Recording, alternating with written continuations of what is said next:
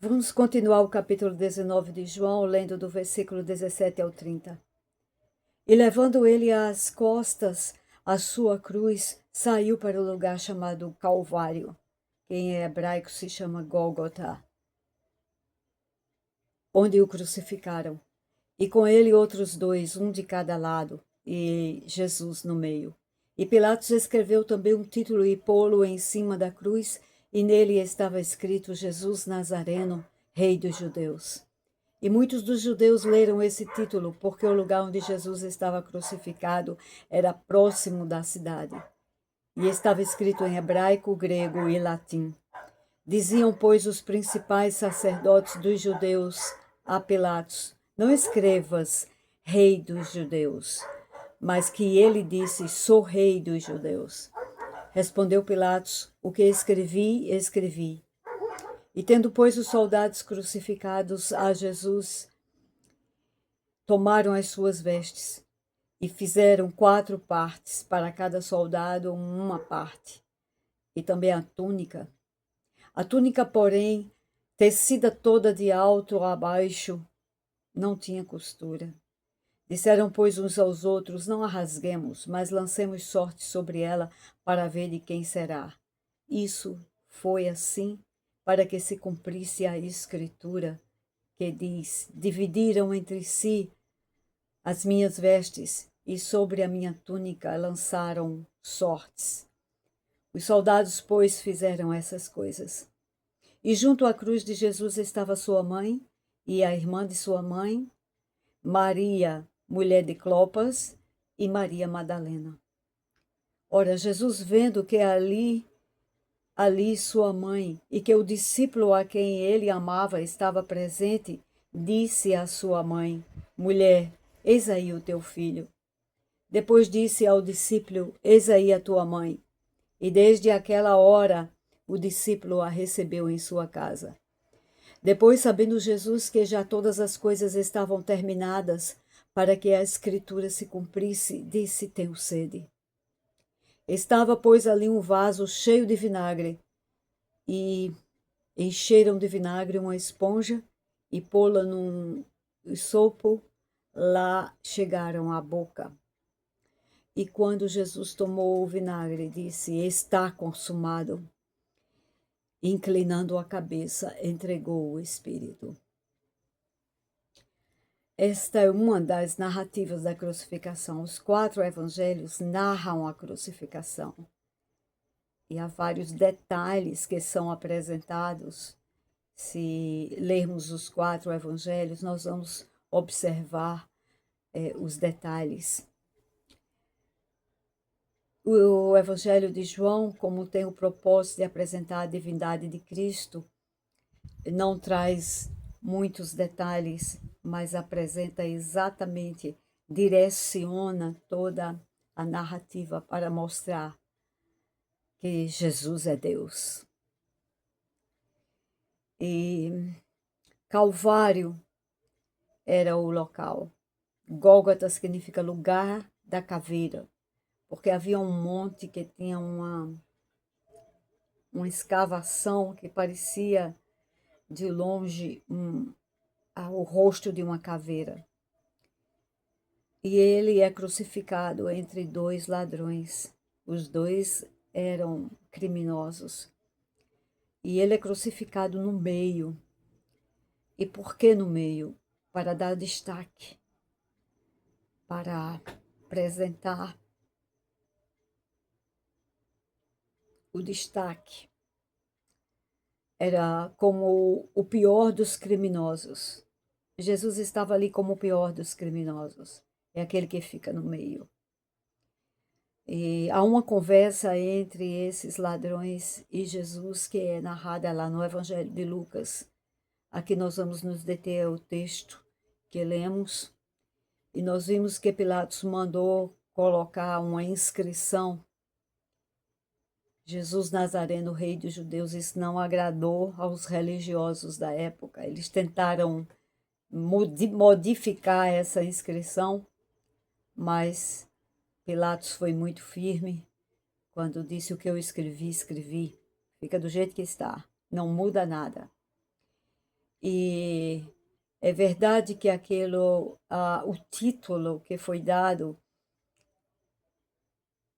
ele era um insulto, né? E os religiosos tomaram como um insulto. Lembrem-se que o Império Romano é quem tinha o direito de condenar as pessoas à morte. E essa era a pior de todas, porque é uma tortura terrível. E geralmente as pessoas ficavam penduradas na cruz por dias, agonizando. Mas Jesus fica 6 horas na cruz.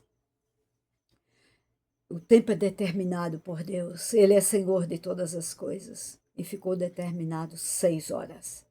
Ele foi crucificado às 9 horas. Essa descrição está em Lucas também. E aqui nós vamos ver uma passagem interessante, porque nós precisamos ver o cumprimento das profecias. A crucificação era cumprimento das profecias.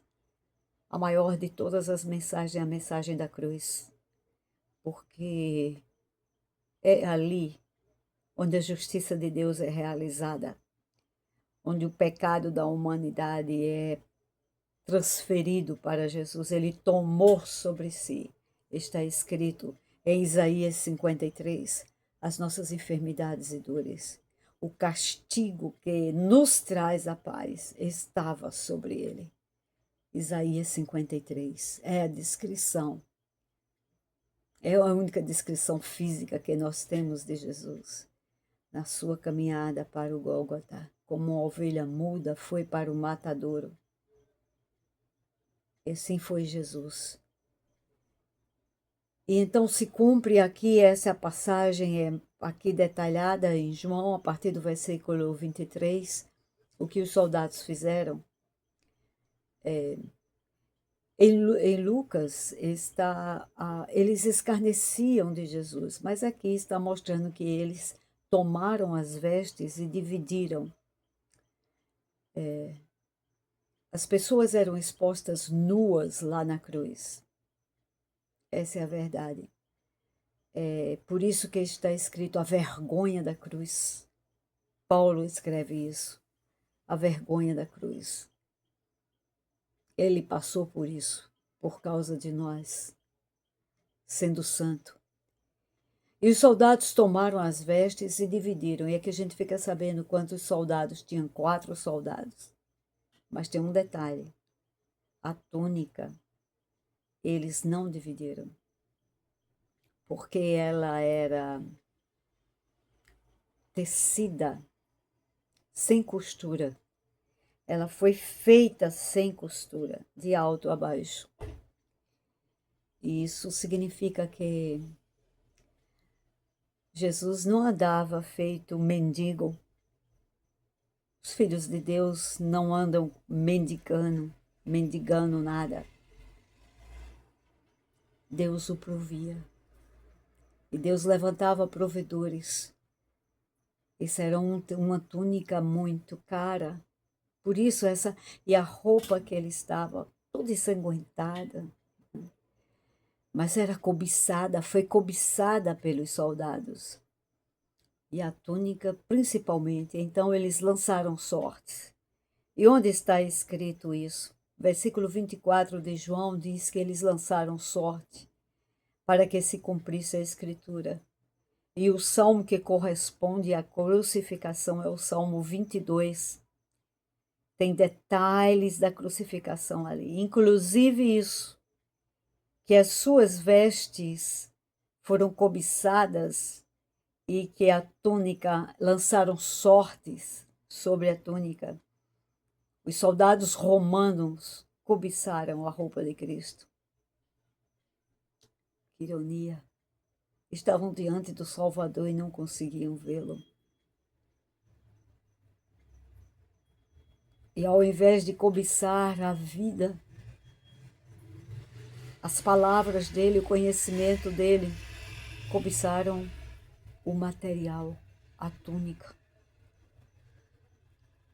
E diz o versículo 24, eles fizeram isso, os soldados fizeram isso. E João narra quem estava por perto, quem estava ali acompanhando tudo isso, com muita dor. Maria, mãe de Jesus, a irmã dela, outra Maria, que era a mulher de Clopas, e Madalena. E Jesus, passado de dor, nós não podemos imaginar. Não podemos imaginar o tamanho da dor. Ele era uma chaga só. Ele passou a noite sendo açoitado. Os açoites eram terríveis. Arrancavam couro. Ele era uma chaga só. Dores terríveis. Mas ele cuidando da família. Entendemos aqui que Jesus era arrimo de família. A essa altura, José já tinha morrido e ele olha para sua mãe e ele precisa entregar uma pessoa responsável para assumir a responsabilidade. E como os irmãos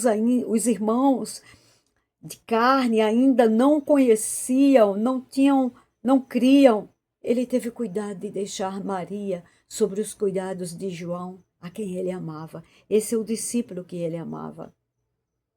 E ele faz essa transferência de responsabilidade. Mulher, este é o teu filho. Também uma forma de até confortar um pouco o coração de Maria, vendo o seu filho ali na cruz. E disse para João, eis a tua mãe. E o versículo 27 diz, desde aquela hora, ele assumiu a responsabilidade, tomou conta, cuidou dela. Então, é tremendo ver esse zelo de Deus por cada um, esse zelo, porque era um momento de extrema dor, de pressão. E ele lucidamente, com muita carinho pela mãe, ele faz a transferência da responsabilidade. Então chega aquela hora, já perto da hora, da sexta hora, quando ele se entrega e ele tem sede, claro. Ele passou a noite sendo açoitado, nem comeu, não bebeu e perdendo sangue o tempo todo. Perdendo sangue, ele estava desidratado. Pediu água. Somente em 2 lugares Jesus pede água. Lá no capítulo 4 de João, para alcançar aquela mulher samaritana e através dela toda uma cidade. E aqui, nesse momento crucial, e ele pede. E eles tomaram vinagre e foram dar para ele beber.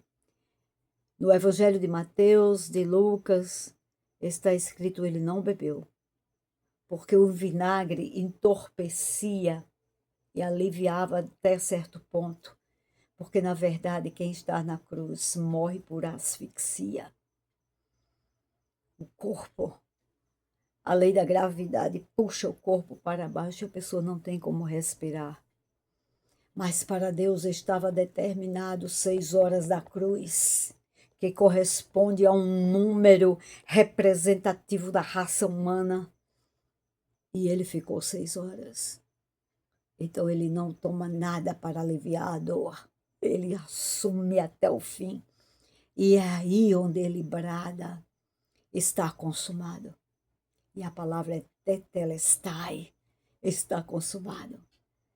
E isto significa toda a obra foi cumprida, toda a obra foi realizada e nós não temos tempo para descrever a profundidade, a largura. É toda a obra, é redenção absoluta, é resgate, não só do ser humano, mas de tudo que foi criado, de toda a criação, de tudo. É neste momento em que ele se rende ao Pai. E no outro evangelho ele diz: Pai, em tuas mãos eu entrego o meu espírito. E aqui ele inclina a cabeça. Então, quando chegaram para... Os soldados se aproximaram, ficaram, nós sabemos disso pelos outros evangelhos, ficaram aterrorizados em ver que uma pessoa tinha controle sobre a sua própria morte. Ele mesmo disse: a minha vida eu dou para tornar a tomá-la. Esta autoridade, este poder, o meu Pai me deu.